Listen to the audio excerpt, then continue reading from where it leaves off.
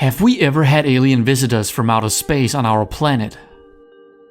Do lizard people walk among humans, plotting a hostile takeover? What kind of secrets does the snowy deserts of Antarctica hold? And what the hell is up with that Turkish conductor at the 1989 Eurovision Song Contest?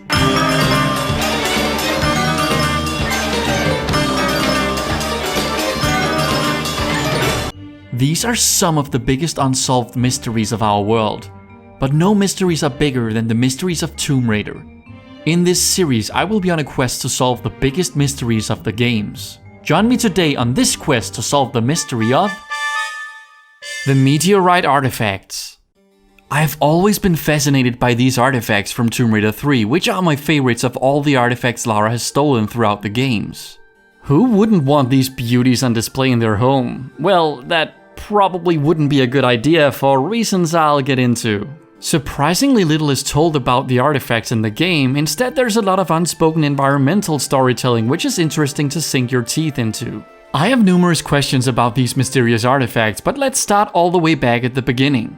The artifacts were crafted thousands of years ago by Polynesian settlers of Coma, their name for present-day Antarctica. They were carved from a meteorite that crashed into the land millions of years before that. The Polynesians fled their land in terror, however, due to the horrors the artifacts brought with them. They eventually settled on the islands of present-day Polynesia, while the artifacts were left to be lost and forgotten forever on Antarctica. In 1834, however, the artifacts were rediscovered by the crew of Charles Darwin's HMS Beagle, who each claimed one and brought them along for their future expeditions around the globe. The artifacts became scattered all over the world as each crew member faced different tragedies. In 1998, which is when Tomb Raider 3 takes place, Scottish scientist Dr. Willard finds the meteorite while doing excavations in Antarctica. Here he learns about the ancient Polynesian presence in the area and the artifacts they crafted from the meteorite. At the beginning of the game, Lara Croft only knows about the Enfada Stone in India. It's not clear how she knows about it, but eventually she learns about the other three when she is clued in by Dr. Willard, who she meets in the jungle. He hires her to follow in the footsteps of the HMS Beagle explorers, which takes her on a globe-spanning adventure. Since the artifacts have been crafted from the same meteorite, you'd think all four held the same powers, but that doesn't seem to be the case at all. The artifacts are being used by their present-day owners in very different ways. This could be because the artifacts react differently to different possessors, but I don't think that's the case. Instead, I think each artifact is different and holds unique powers. I want to analyze the artifacts, understand their individual history and the powers each of them hold. I hope you'll find this deep dive into the meteorite artifacts interesting. Enjoy!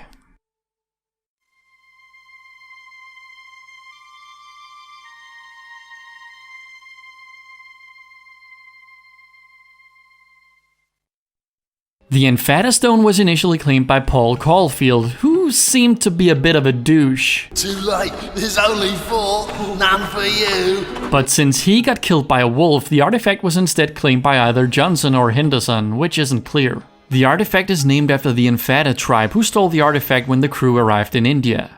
Here the stone was placed inside a temple, which is where Lara searches for it a century and a half later. The Enfada Stone is the scary one. The fact that the temple is completely overgrown and that the tribe seemingly abandoned it ages ago is the first sign that the Enfada Stone is evil. My theory is that the Enfada Stone emits an evil energy that affects whatever living being that's in close proximity to it. The monkeys that become progressively more hostile the closer Lara gets to the stone's location is one thing, but the effect the stone has had on the other humans looking for it is downright scary. Dr. Willard's RX Tech Company has sent the 3 scientists Randy, Rory and Tony to look for the artifact at the same time that Lara is searching for it. When Lara meets Tony, he's probably already influenced by the artifact as he acts mentally unstable. He goes completely mad once he actually gets his hands on it though and stabs himself through his own heart with it.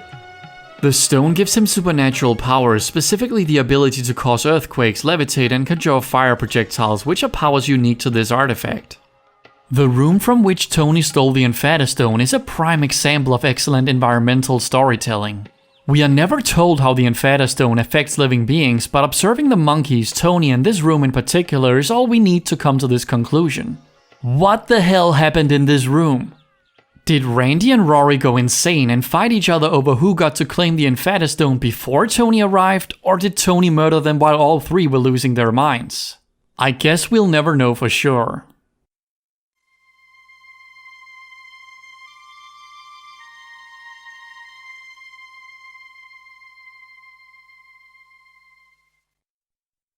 The Aura Dagger was claimed by Smythe, but eventually ended up on the South Pacific island of Kuro in the hands of the very descendants of those Polynesians who carved it in the first place.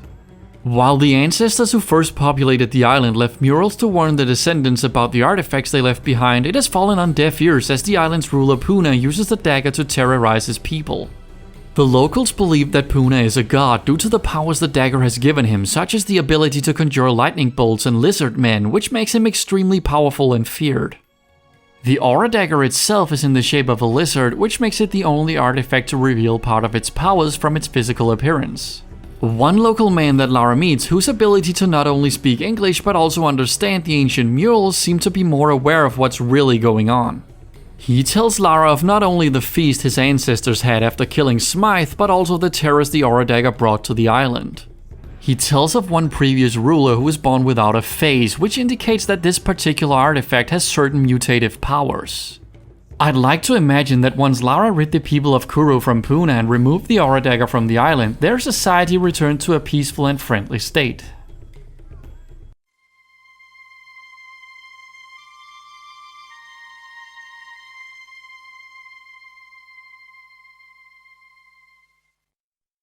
The element 115 was claimed by either Johnson or Henderson and brought to the United States, where it ended up in the hands of the federal government. By the events of Tomb Raider 3, the artifact is being kept at the top secret military facility Area 51. The facility has found a way to use the artifact to power an alien spacecraft that's being studied by their researchers. The name of the artifact is a reference to a real-world whistleblower incident where a previous Area 51 employee claimed that the facility used a 115th element to power a UFO. Back when Tomb Raider 3 released, only 114 elements existed on the periodic table, and element 115 wouldn't be added until 2003 when Moscovium was discovered. The element 115 is the most mysterious of the Meteorite Artefacts, as next to nothing is known about it. Unlike the other artifacts, Lara doesn't take it from someone who has gained powers from it, so it's hard to tell what exactly it does. The only thing that is known for sure is that it's capable of powering an alien spacecraft. This could indicate that the aliens are familiar with the artifact's material and have used it themselves in their civilization.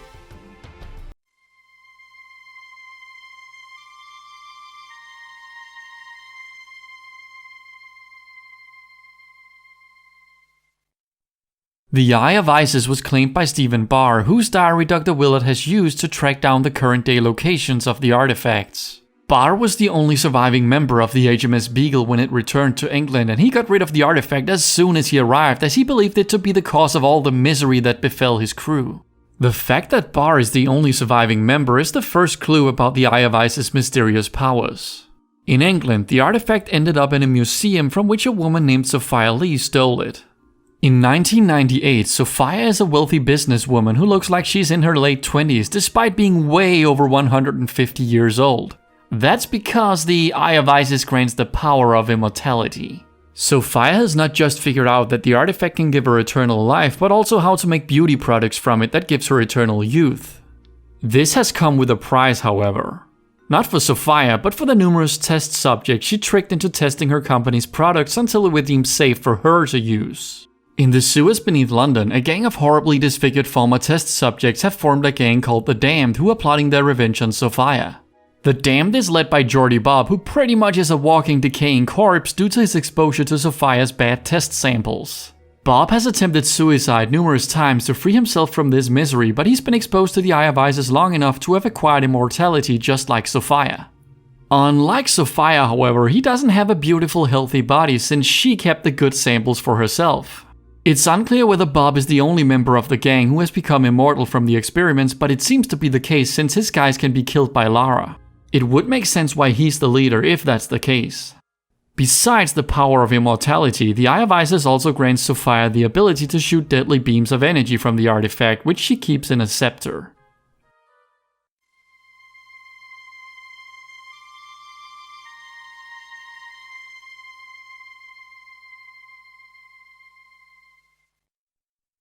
The Hand of Rathmore is the eponymous lost artifact of Tomb Raider 3's expansion, and it's owned by Dr. Willard. The only clue about how he got his hands on it is from a telegram that's briefly shown on the game's loading screen. Apparently he acquired it from an unknown seller who interestingly warned him that someone whose name has been burned away from the telegram knows about this transaction. Considering the later narrative development of the lost artifact, I'm sure the seller is referring to Sophia Lee, which means that Dr. Willard and Sophia knew each other, which is interesting. It's confusing how this artifact relates to the other four. First of all, it was not one of the artifacts the sailors of the HMS Beagle took, even though it supposedly was crafted from the same meteorite. Also, Dr. Willard didn't need it to resurrect the meteorite at the end of Tomb Raider 3, and he didn't even bring it to Antarctica. Instead, it was stored inside a safe in his castle, from which Sophia Lee steals it just before Lara is able to. I personally don't think the Hand of Rathmore was from the same meteorite, but it's obviously crafted from the same material.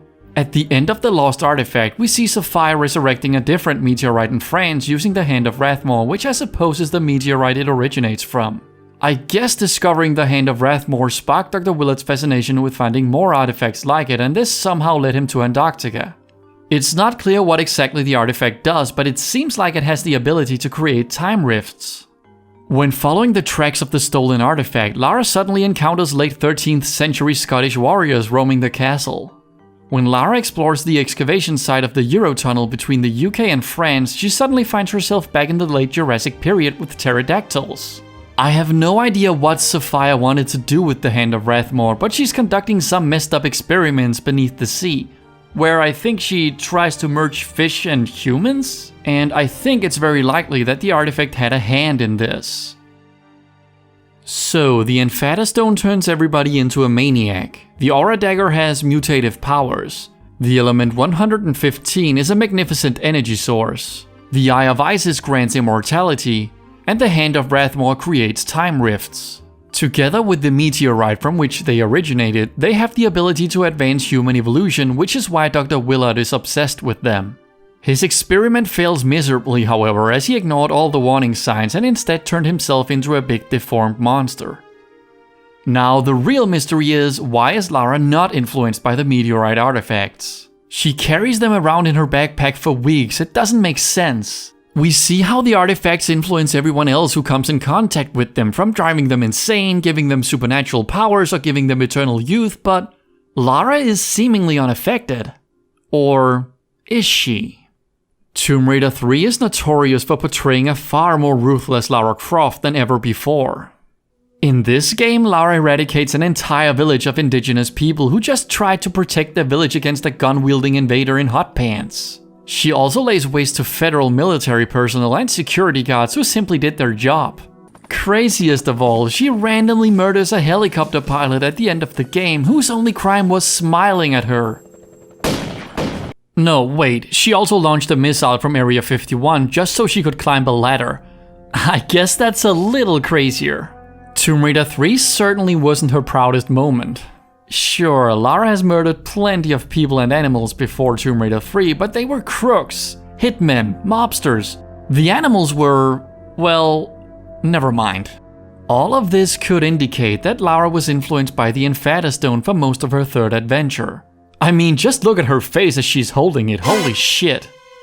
We saw what it did to Tony and the monkeys in the jungle, and while Lara doesn't levitate or shoot fireballs from her hands, she certainly seems more aggressive than usual. Let's go a little further with this theory. Maybe there's a reason why we never got to see Winston and Croft Manor in the classic games again after Tomb Raider 3.